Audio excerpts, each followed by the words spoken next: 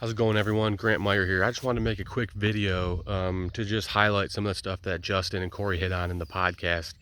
I started planting all my food plots and everything with, like they said in the podcast, with a drag that my dad built. So the drag right here. You'll notice these are just railroad spikes that we welded on to some cross beams. We built in this section in the middle so that I can adjust this for depth. You can see my weight that I got on there.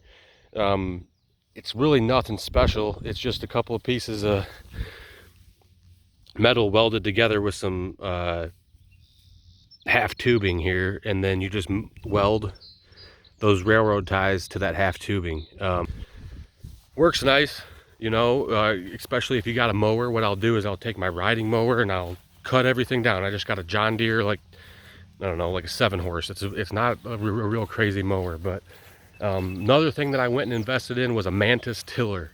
They make a lot of options for this. They make a wide one that's like $700, and they make a smaller one. It's like $300 and something. It's reasonable, and it can get you by, especially if you just need to like open up some channels and get some dirt turned over. I also used a Troy built tiller, like Justin mentioned, for years. I would walk it all the way around these fields. It would take me forever, and eventually I burnt out a transmission on it, so I had to kind of switch to a couple of other things. The next thing that I used that I really liked, and this is what I've landed on and what I've been using for the last couple of years, is a Groundhog Max plow. Not very expensive. You can mount it to the back of your four. This is that plow here. This mounts to the back of your four-wheeler. And I had to do some adjustments because I don't exactly have, I don't have a 700 or anything. I mean, I bought this four-wheeler for $1,000. It's a Magnum 500 Polaris, liquid cooled, overheats all the time. But for what you need, like, this can get it done. A little bit of machining. I had to just drill a hole to get this set up the right way. But again, super easy. Not super. I don't know where my Mantis tiller went. It's somewhere out here, but that tiller's been huge. It's tucked back in here. I had hay delivered the other day, but that Mantis tiller right there, that sucker works so nice. It's a backward working tiller, meaning you walk backwards with it.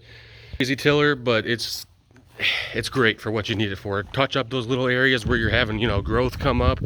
I don't like to spray because spraying's expensive, man, and I don't have the ability to mount a sprayer to the back of my four-wheeler, so everything I have to do would have to come through a hand sprayer. I have to pick it up, spray it with my hands, so I'm not messing with that stuff. You can kind of see my garden here. You can see how well that's worked up. We probably got a week or two of growth of weeds. Actually, there's probably about 3 weeks of growth of weeds in there, so it's not perfect. But that was the Groundhog Max and that drag. This other piece here, I want to show you guys. I'm going to walk out to the back of my pasture because I got it sitting out here. This is one of my favorite pieces I got, and it was the cheapest one that I had. Be right back. All right, made it back here. This is my favorite thing because after I get everything plowed and I run my drag over it and the ground's looking nice and beautiful, you spread your seed down. Sometimes I want to get that seed into the ground a little bit, so what I'll do, hopefully there's no snakes under there, is this is just an old form that I had when they poured my front sidewalk on my house. You can see the carpenter ants working there pretty good, but I'll hook up to these side pieces, throw that log on top of here, and then I just drag it around. As you can see, it's literally just a piece of plywood. So, piece of plywood with a little bit of support on it. Honestly, a piece of plywood with maybe like 2 handles drilled into it or something would work well. Man, that's all that I got to use to plant my plots. I'll show you guys what the plots look like back here so you can take a peek. It's my setup with my blind. And then these are my plots out here. Probably maybe about an acre, half acre here. Then I got another 1/4 acre smaller plot over there that needs to be planted yet. I just frost seeded this year, and I left all these turnips and lettuce and stuff in here, so I'm hoping those will go to seed and come back. But this clover, I frost seeded it. It's been coming up great. It's not AccuForage clover. I am going to get some AccuForage to see how it competes against this stuff. This is just stuff that I picked up from my local my local mill, which you can do too.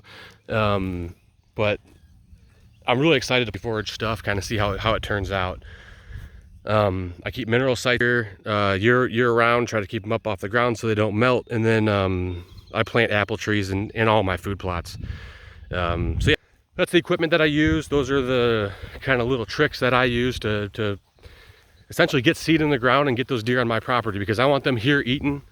I want them to have good nutrition. I plant clover on all my paths. I put just as much food as I can here because I want those deer here. Hope you guys found this good and interesting. If not, comment below, tell me what I need to change. See you later.